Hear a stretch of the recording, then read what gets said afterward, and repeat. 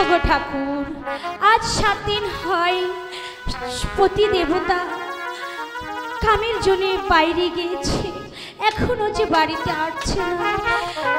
বেলা ঘুরে সন্ধ্যা হয়ে গেল, এখনো আসছে না। আমি এখন একা বাড়িতে কি করি? খিদার যে আজ আমার শরীর আর চলছে না, আমার শরীর যে অনেকটাই খারাপ লাগছে। ওগো ভগবান, তুমি আমাকে সইবার মতো শক্তি দাও। ও কি ভগবান হে,